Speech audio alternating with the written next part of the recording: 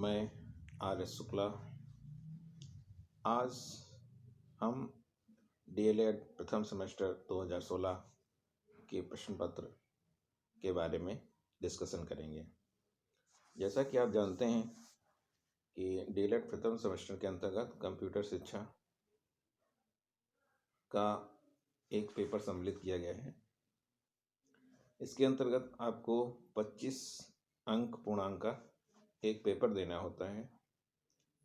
इसका समय होता है 1 घंटे और इस प्रश्न पत्र में सभी प्रश्न अनिवार्य होते हैं। इस प्रश्न पत्र में प्रश्न जो आते हैं वो 3 प्रकार के होते हैं। पहले टाइप के प्रश्न पत्र में बहुविकल्पी प्रश्नों को पूछा जाता है जो 1 अंक के होते हैं। दूसरे प्रकार के प्रश्न अतिलघुत्तरी होते हैं। ये अतिलघुत्तरी प्रश्न भी 1 नंबर के होते हैं। इन अतिलघुत्तरी प्रश्नों का उत्तर लगभग 30 शब्दों में देना होता है। तीसरे प्रकार के प्रश्नों में लघुत्तरी प्रश्न शामिल किए जाते हैं जिनका उत्तर 50 शब्दों में देना होता है और इन लघुत्तरी प्रश्नों के लिए प्रत्येक प्रश्न के 2 अंक प्राप्त होते हैं। इस प्रकार 25 अंक पूर्णांक का कंप्यूटर शिक्षा का एक प्रश्न पत्र डीएलएड प्रथम सेमेस्टर में शामिल किया गया। आज हम 2016 में आयोजित डीएलएड प्रथम सेमेस्टर के पेपर का डिस्कशन करते हैं। सबसे पहले बहुविकल्पी प्रश्नों में चलते हैं। 2016 में प्रथम बहुविकल्पी प्रश्न पूछा गया था, कंप्यूटर क्या है। इसके 4 ऑप्शन दिए गए हैं। पहला ऑप्शन है मानव मशीन, दूसरा ऑप्शन है पावर मशीन, तीसरा ऑप्शन है इलेक्ट्रॉनिक मशीन, चौथा है हाइड्रोलिक मशीन। जैसा कि आप जानते हैं कंप्यूटर एक इलेक्ट्रॉनिक मशीन है जो कि यूजर द्वारा दिए गए निर्देशों के अनुसार प्रोसेसिंग करने के बाद वांछित परिणाम प्रदान करती है। तो कंप्यूटर क्या है? एक इलेक्ट्रॉनिक मशीन है। तो यहाँ पर पहले बहुविकल्पी प्रश्न का उत्तर होगा पार्ट 3 इलेक्ट्रॉनिक मशीन। आइए प्रश्न नंबर 2 देखते हैं। प्रश्न नंबर 2 में पूछा गया है, कंप्यूटर की प्रथम पीढ़ी में मुख्य तार्किक ऊर्जा क्या प्रयोग किया गया था, या दूसरे शब्दों में कहें कंप्यूटर की फर्स्ट जनरेशन में प्रमुख जो इलेक्ट्रिकल आपका पार्ट्स इस्तेमाल किया गया वो क्या था। तो ऑप्शन दिए गए हैं। पहला ऑप्शन है ट्रांजिस्टर, दूसरा ऑप्शन है वैक्यूम ट्यूब, तीसरा ऑप्शन है आईसी जिसे इंटीग्रेटेड सर्किट कहते हैं और चौथा ऑप्शन दिया गया है उपर्युक्त सभी। तो आप जानते हैं कि प्रथम पीढ़ी के कंप्यूटरों में प्रमुख इलेक्ट्रॉनिक घटक या प्रमुख अंग जो था वो वैक्यूम ट्यूब्स था। वैक्यूम ट्यूब्स एक कांच का बना हुआ था जिसमें आपकी पारा या आर्गन भरा जाता था, जिसके कारण ये अधिक गर्म होता था और इस जनरेशन में कंप्यूटर का आकार अत्यंत बड़ा होता था। और ट्रांजिस्टर जो है वो द्वितीय जनरेशन के लिए प्रयोग किया गया, जबकि आईसी अर्थात इंटीग्रेटेड सर्किट का प्रयोग आपका कंप्यूटर की 3rd जनरेशन में प्रयोग किया गया। उसके बाद 4th जनरेशन में VLSI और 5th जनरेशन में VLSI अर्थात वेरी लार्ज इंटीग्रेटेड सर्किट का प्रयोग किया गया। तो इस प्रकार जो आपका सेकंड प्रश्न है, कंप्यूटर की प्रथम पीढ़ी में मुख्य इलेक्ट्रॉनिक घटक क्या प्रयोग हुआ था, तो वैक्यूम ट्यूब। तो इस प्रश्न का उत्तर हुआ खंड 2 वैक्यूम ट्यूब। तीसरा प्रश्न देखते हैं। अनुप्रयोग के आधार पर निम्न में से कंप्यूटर हैं, एनालॉग, हाइब्रिड, डिजिटल या उपर्युक्त सभी। आप जाते हैं कंप्यूटरों का वर्गीकरण किया जाता है तो दो आधार पे किया जाता है। पहला आंकड़े या डाटा के प्रस्तुतिकरण के आधार पे, दूसरा वर्गीकरण होता है साइज या आकार के आधार पे। तो जो अनुप्रयोग या प्रयोग के आधार पे या डाटा के प्रस्तुतिकरण के आधार पे कंप्यूटर तीन प्रकार के होते हैं, एनालॉग, डिजिटल और हाइब्रिड। तो यहाँ पे पूछा गया है अनुप्रयोग के आधार पे निम्न में से कौन से कंप्यूटर हैं। तो यहाँ पे फर्स्ट, सेकंड, थर्ड तीनों सही हो रहे हैं और फोर्थ ऑप्शन है जिसमें उपयुक्त सभी बताया गया। तो प्रश्न 3 का उत्तर है IV, उपयुक्त सभी। चौथा प्रश्न है माइक्रोसॉफ्ट विंडोज है आधुनिक कंप्यूटर, टाइमर, ऑपरेटिंग सिस्टम या उपयुक्त में से कोई नहीं। तो आप जानते हैं माइक्रोसॉफ्ट एक कंपनी है जिसने कंप्यूटर के लिए एक ऑपरेटिंग सिस्टम डेवलप किया गया जिसको माइक्रोसॉफ्ट विंडोज़ कहा जाता है। और माइक्रोसॉफ्ट कंपनी ने ऑपरेटिंग सिस्टम कई सारे वर्जन लॉन्च किए हैं जिनमें माइक्रोसॉफ्ट विंडोज़ प्रमुख वर्जन है। इसके बाद से 95, 98, 2000, विंडोज़ विस्टा इत्यादि कई ऑपरेटिंग सिस्टम के वर्जन लॉन्च किए हैं। तो इस प्रकार प्रश्न 4 माइक्रोसॉफ्ट विंडोज़ है ऑपरेटिंग सिस्टम। तो प्रश्न नंबर 4 का उत्तर है थर्ड, ऑपरेटिंग सिस्टम। आइए प्रश्न 5 पे चलते हैं। प्रश्न 5 है कंप्यूटर नेटवर्क में कंप्यूटर को जोड़ने की व्यवस्था क्या कहते हैं। नेटवर्क क्या होता है, जब बहुत सारे कंप्यूटरों एवं उससे हुई जुड़ी डिवाइसेस का अधिकतम एवं कम मूल्य में प्रयोग करना चाहते हैं तो ये व्यवस्था नेटवर्क होती है। कंप्यूटरों को नेटवर्क में किस प्रकार से जोड़ा जाए, यह विधि या टेक्निक जो होती है वो टोपोलॉजी कहलाती है। तो टोपोलॉजी क्या है? टोपोलॉजी वह व्यवस्था, नियम या विधि है जिसके द्वारा हम नेटवर्क में कंप्यूटरों को जोड़ते हैं या कंप्यूटरों का संयोजन किया जाता है। तो इस प्रकार प्रश्न 5 कंप्यूटर नेटवर्क में कंप्यूटर को जोड़ने की व्यवस्था को कहते हैं। इसका उत्तर है ऑप्शन थर्ड, टोपोलॉजी। तो इस प्रकार हमने देखा 5 बहुविकल्पी प्रश्न पूछे जाते हैं। इसके बाद आते हैं अति लघुत्तरी प्रश्नों पे। अति लघुत्तरी प्रश्नों का उत्तर आपको 30 शब्दों में देना होता है, जो कि प्रश्न संख्या 6 से लेकर आपके 11 तक सम्मिलित हैं। उसके बाद प्रश्न संख्या 12 से लेकर 18 तक लघुत्तरी प्रश्न शामिल किए जाते हैं। आइए देखें 2016 में जो अति लघुत्तरी प्रश्न है क्रम संख्या 6, कंप्यूटर हार्डवेयर क्या होता है।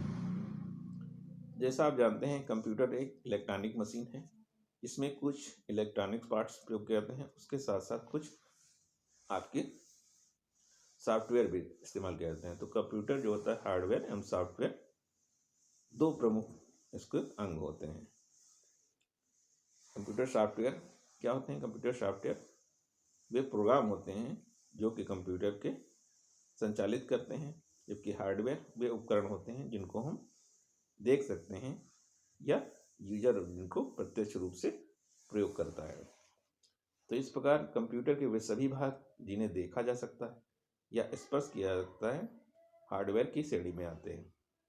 इसके अंतर्गत इनपुट डिवाइस, आउटपुट डिवाइस एवं समस्त जो CPU आता है या रैम रोम होती हैं, ये जितने हैं आपके मैकेनिकल पार्ट्स हैं वह सभी आपके हार्डवेयर के अंतर्गत सम्मिलित किए जाते हैं, जबकि सॉफ्टवेयर के अंतर्गत समस्त आपके हैं प्रोग्रामों को शामिल किया जाता है। तो यहाँ पर प्रश्न पूछा गया है कंप्यूटर हार्डवेयर क्या है। तो कंप्यूटर के वे सभी अंग जिन्हें देखा जा सकता है या स्पर्श किया जाता है हार्डवेयर की श्रेणी में आते हैं। उदाहरण इनपुट, आउटपुट डिवाइसेस एवं CPU। इसके बाद प्रश्न संख्या 7, सिस्टम सॉफ्टवेयर क्या होता है।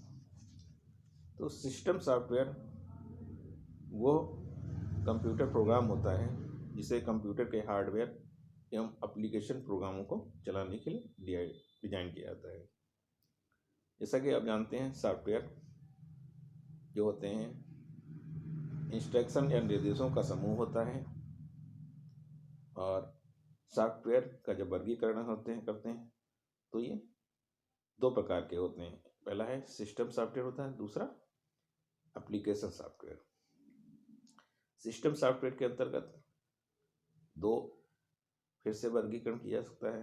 प्रथम आपका होता है ऑपरेटिंग सिस्टम, दूसरा होता है यूटिलिटी सॉफ्टवेयर। तो यहाँ पे प्रश्न है सिस्टम सॉफ्टवेयर। तो सिस्टम सॉफ्टवेयर वे सॉफ्टवेयर होते हैं जो कंप्यूटर के हार्डवेयर एवं एप्लीकेशन प्रोग्रामों को चलाने, नियंत्रित करने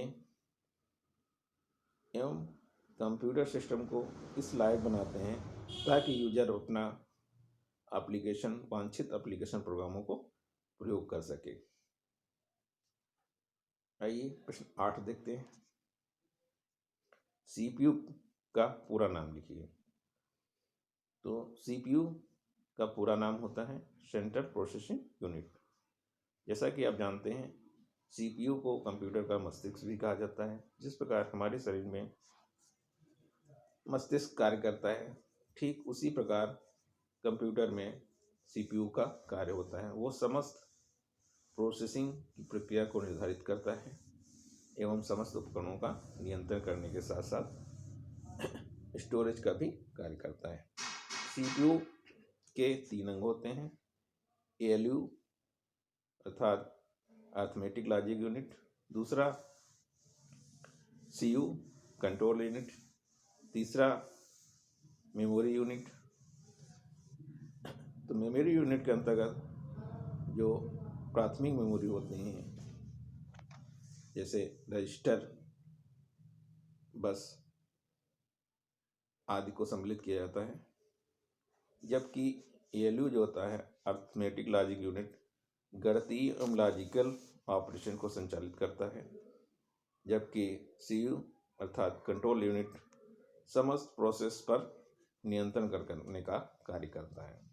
तो इस प्रकार सीपीयू कंप्यूटर का प्रमुख भाग है जो कि कंप्यूटर पर समस्त क्रियाओं या प्रोसेसिंग के लिए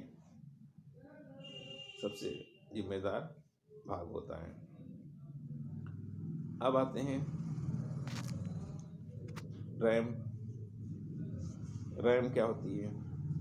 यहाँ पे पूछा गया रैम का पूरा नाम। तो आप जानते हैं रैम का विस्तृत रूप रैंडम एक्सेस मेमोरी है। यह कंप्यूटर की प्राथमिक मेमोरी होती है। इसमें कंप्यूटर का डाटा उसी समय तक रहता है जितने समय तक आप उस पर वर्क करते हैं। और यदि कार्य करते समय डाटा को सेकेंडरी मेमोरी में स्टोर नहीं किया जाता है तो लाइट चला देने पर या कंप्यूटर सिस्टम को बंद कर देने पर जो डाटा हम सेव कर रहे हैं वो हमारा डाटा यहाँ से नष्ट हो जाता है। तो रैम आपकी नॉन वोलेटाइल मेमोरी है। अस्थायी रूप से इसमें डाटा स्टोर होता है और पुनः डाटा न स्टोर करने पर डाटा नष्ट हो जाता है। इसलिए रैम को अस्थायी मेमोरी कहा जाता है, जबकि रोम को स्थायी मेमोरी कहते हैं। और रैम रोम दोनों आपकी प्राइमरी मेमोरी के अंतर्गत सम्मिलित की जाती हैं। अगला प्रश्न है प्रिंटर क्या है? तो जैसा कि हम जानते हैं कंप्यूटर के 3 भाग होते हैं, इनपुट डिवाइस, प्रोसेसिंग डिवाइस और आउटपुट डिवाइस। तो इनपुट डिवाइस द्वारा डाटा यूजर कंप्यूटर को डाटा देता है और प्रोसेसिंग यूनिट उस दिए गए डाटा या सूचना पर प्रोसेसिंग की प्रक्रिया करता है और उस सूचनाओं को प्रदर्शित करने के लिए आउटपुट डिवाइस का प्रयोग किया जाता है। तो आउटपुट प्रिंटर जो होता है ये आउटपुट डिवाइस के रूप में हार्ड कॉपी के रूप में आपका डाटा प्रदान करता है। तो प्रिंटर एक आउटपुट डिवाइस है जो कंप्यूटर से प्राप्त सूचना या डाटा को हार्ड कॉपी के रूप में किसी कागज आदि पर प्रिंट करने के लिए प्रयोग किया जाता है। प्रिंटर जो होते हैं तकनीक के आधार पे 2 प्रकार के होते हैं, एक इम्पैक्ट प्रिंटर, दूसरा non impact printer. Impact printer में एक हैमर प्रयोग किया जाता है जो आपकी पेज पर डायरेक्ट संपर्क करके उस पर प्रिंटिंग का कार्य करता है, जबकि नॉन इम्पैक्ट प्रिंटर में हैमर का प्रयोग नहीं किया जाता है। तो इस प्रकार प्रिंटर आपके दो प्रकार के हो गए, इम्पैक्ट प्रिंटर और नॉन इम्पैक्ट प्रिंटर।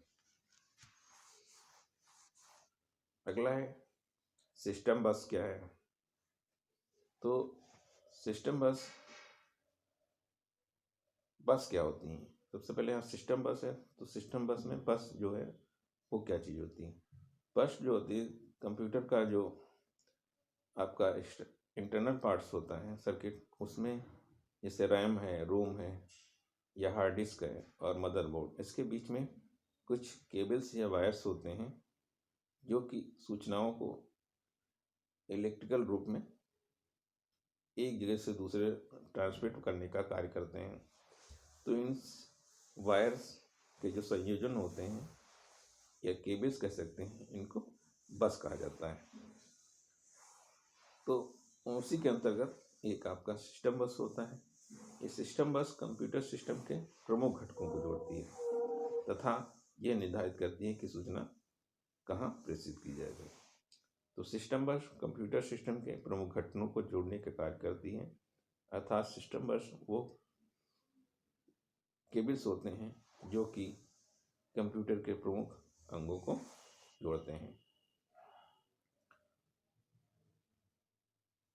अब इसके बाद आता है लघु उत्तरीय प्रश्न है 12 से 18। इस प्रश्नों को हम अगले पार्ट में देखेंगे। तो इसका हम दूसरा पार्ट बनाएंगे जिसमें हम लघु उत्तरीय प्रश्नों के बारे में डिटेल करेंगे।